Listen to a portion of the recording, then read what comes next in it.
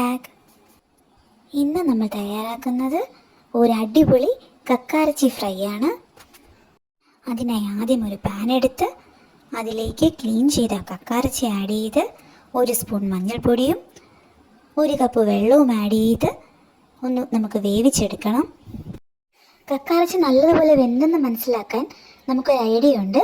അത് നല്ലപോലെ വെന്ത് കഴിയുമ്പം ടക്ക് ടക്കെന്നൊരു പൊട്ടുന്ന പോലത്തെ സൗണ്ട് നമുക്ക് കേൾക്കാൻ പറ്റും. അപ്പോൾ നമുക്ക് മനസ്സിലാവും കക്കാറച്ചി വെന്തിട്ടുണ്ടെന്ന്. അതിനുശേഷം അതിലേക്ക് 1.5 സവോള അരിഞ്ഞത് ആഡ് ചെയ്യാം. അതോടൊപ്പം ഒരു 1.5 ടീസ്പൂൺ എണ്ണയും കൂടി ആഡ് ചെയ്യാം. അതെല്ലാം നല്ലതുപോലെ ഒന്ന് മിക്സ് ചെയ്തെടുത്തതിന് ശേഷം അതിലേക്ക് ഒരു 2 ടീസ്പൂൺ ഇഞ്ചി വെളുത്തുള്ളി പച്ചമുളക് പേസ്റ്റ് ആക്കിയത് ആഡ് ചെയ്യാം. നമ്മുടെ സവോള കക്കാറച്ചി മിക്സ് ഒന്ന് സൈഡിലേക്ക് ഒതുക്കിയിട്ട് നടുക്കിയിട്ട് കുറച്ച് എണ്ണയും കൂടി ആഡ് ചെയ്ത് അതൊന്ന് മൂപ്പിച്ചെടുത്താൽ മതി. അല്ലാതെ സെപ്പറേറ്റ് പാനൊന്നും അതിനായിട്ട് എടുക്കേണ്ട ആവശ്യമില്ല. ഇഞ്ചി പച്ചമുളക് പേസ്റ്റ് ഒന്നും ഒരുപാട് ഡീപ്പ് ഫ്രൈ ആവുന്നവരെ ഒന്നും വെയിറ്റ് ചെയ്യേണ്ട. ചെറുതായിട്ടൊന്ന് മൂത്ത് കിട്ടുമ്പോൾ തന്നെ നമുക്കിതെല്ലാം കൂടി ഒരുമിച്ച് മിക്സ് ചെയ്തെടുക്കാം. ഇതെല്ലാം നല്ലതുപോലെ ഒന്ന് മിക്സ് ചെയ്തിട്ട് അതൊരു 5 മിനിറ്റ് അടച്ചു വെച്ച് വേവിക്കാം. ഇഞ്ചി പച്ചമുളക് സവോളയുടെയൊക്കെ ഫ്ലേവർ കക്കാറച്ചിയുമായിട്ടൊന്ന് പിടിക്കാൻ വേണ്ടിയിട്ടാണ് നമ്മൾ അടച്ചു വെച്ച് വേവിക്കുന്നത്. അതിനുശേഷം അതിലേക്ക് കുറച്ച് തേങ്ങാക്കൊത്തും കൂടി ആഡ് ചെയ്യുക. അത് ടേസ്റ്റ് കൂട്ടാൻ വളരെ നല്ലതാണ്.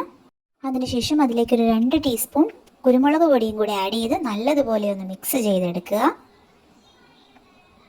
അതിനുശേഷം കക്കാറച്ചി ഒന്ന് സൈഡിലേക്ക് വകഞ്ഞ് മാറ്റിയിട്ട് നടുക്ക് കുറച്ച് എണ്ണ ഒഴിച്ച് അതിലേക്ക് ഒരു 2 മുതൽ 3 ടീസ്പൂൺ മുളക് പൊടി ആഡ് ചെയ്ത് നല്ലതുപോലെ പച്ചമണം മാറുന്നത് വരെ ഒന്ന് മിക്സ് ചെയ്തെടുക്കുക. അതിലേക്ക് 1 ടീസ്പൂൺ പെരിഞ്ജീരകം ചതച്ചതും കൂടെ ആഡ് ചെയ്ത് എടുക്കുക. പച്ചമണമെല്ലാം മാറി കഴിയുമ്പോഴേക്കും നമുക്ക് എല്ലാം കൂടി ഒന്ന് മിക്സ് ചെയ്തെടുക്കാം.